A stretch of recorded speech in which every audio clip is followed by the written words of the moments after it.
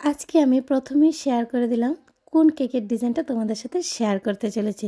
তো ভিডিওটাকে স্কিপ না করে চলো দেখে নেওয়া যাক আজকে এই কেকটা আমি কিভাবে বানিয়েছি। আমি আজকে শুরু থেকেই শুরু করলাম। হ্যালো ফ্রেন্ডস, আশা করি তোমরা সবাই ভালো আছো, আমিও খুব ভালো আছি। তোমাদের সবাইকে জানাই গুড মর্নিং। নতুন আরেকটা দিনে নতুন আরও একটা কেকের ডিজাইন নিয়ে চলে এলাম তোমাদের সাথে শেয়ার করার জন্য। আমি স্টেপ বাই স্টেপ পুরোটা কেকের ডিজাইন তোমাদের সাথে শেয়ার করব। যদি ভিডিওটাকে স্কিপ না করে দেখো তাহলে অবশ্যই সেম টু সেম কেকের ডিজাইন বানিয়ে নিতে পারবে।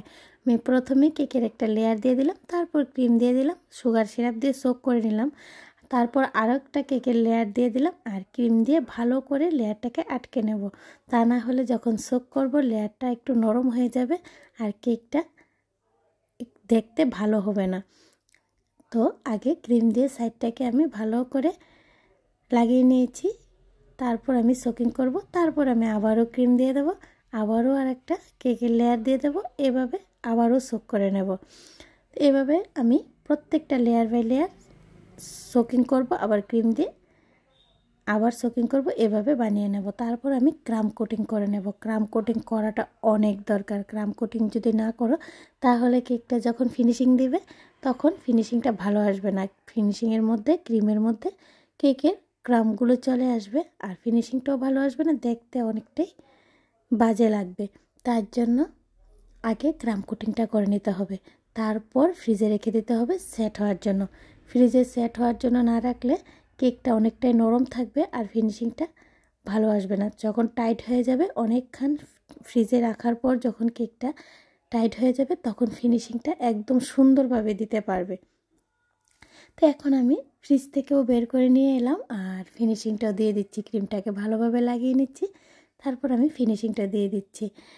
আমার কেক বানানো যদি তোমাদের থেকে ভালো লাগে, আমার কেকের ভিডিওগুলো দেখে যদি তোমরা একটু হলেও উপকৃত হও, নেক্সট টাইম আমার নতুন নতুন এভাবে আরও কেকের ভিডিও তোমরা দেখতে চাও, তাহলে অবশ্যই যারা এখনও চ্যানেলটাকে সাবস্ক্রাইব করোনি চ্যানেলটাকে সাবস্ক্রাইব করে দেবে, পাশে থাকা বেল আইকনে ক্লিক করে দেবে। তাহলে যখনই আমি নতুন নতুন কেকের ভিডিওগুলো আপলোড করব সর্বপ্রথম তোমাদের কাছে এসে পৌঁছাবে।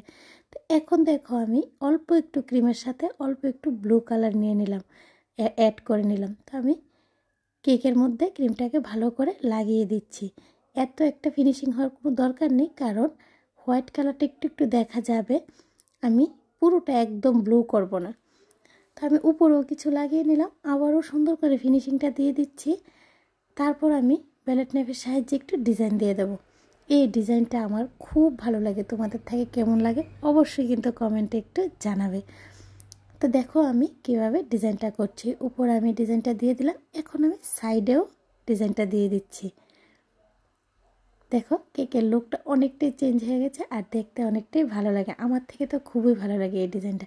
এখন আমি প্লেটে কেকটাকে তুলে নেব, তারপর আমি একটু রেড জেল দিয়ে এক সাইডে একটু ডিজাইন করে দেবো। রেড কালারের জেল নিয়ে নেব। এই কেকটা আমি বার্থডে অকেশনের জন্য বানিয়েছিলাম। আমাকে তাদের চাহিদা এতটুকুই ছিল যে একটু রেড জেল দিয়ে দিতে। তো আমি এক সাইডে একটু বেশি করে রেড জেল দিয়ে দিলাম যাতে ড্রিপিংটা একটু ভালো হয়। তো আমার রেড জেল দেওয়া কমপ্লিট হয়ে গেছে। এখন আমি দেখো নিচের বর্ডারটা দিয়ে দিচ্ছি, আর নিচের বর্ডারটা আমি ইয়েলো কালার দিয়ে দিচ্ছি, কারণ কেকের লুকটা অনেকটাই হাইলাইট হয়ে যাবে যদি তুমি এখানে ইয়েলো কালার ইউজ করো। কালারগুলো যদি কেকের মধ্যে মিলিয়ে দেওয়া যায় তো কেকের ডিজাইনটা দেখতে অনেকটাই ভালো লাগে। আর এই কালারগুলো চেঞ্জ করে তুমি কেকের ডিজাইনটাকেও চেঞ্জ করে ফেলতে পারবে। তো আমার নিচের বর্ডারটা দেওয়া কিন্তু একদম কমপ্লিট হয়ে গেছে। সেম নোজল দিয়েই আমি উপরে কিছু ফ্লাওয়ার বানিয়ে দেব, আর উপরের ফ্লাওয়ারগুলো একটু হাইট দেব। উপরে আমি আবারও বানাবো দেখো, আর কিউট কিউট বাটারফ্লাই লাগিয়ে দেব, আর হ্যাপি বার্থডে টোপারটা লাগিয়ে সুগার বল দিয়ে দেবো। কেকের লুকটাই দেখবে চেঞ্জ হয়ে গেছে, আর আমার কেকের ডিজাইনটাও একদম রেডি হয়ে গেছে। তো অবশ্যই কিন্তু কমেন্টে জানাবে আমার কেকের ভিডিওটা কেমন হলো আর আমার কেকের ডিজাইনটাও আজকে কেমন হলো। তো আজকের মতো এই পর্যন্তই ফ্রেন্ডস। নেক্সট টাইম নতুন আরেকটা কেকের ভিডিও নিয়ে তোমাদের সবার সাথে আবার দেখা হবে। সবাই খুব ভালো থেকো, খুব সুস্থ থেকো আর খুব খুব আনন্দে থেকো। আর আমার কেকের ভিডিওটা যারা যারা যারা পুরোটা ওয়াচ করেছো তোমাদের সকলকে জানাই অসংখ্য অসংখ্য ধন্যবাদ।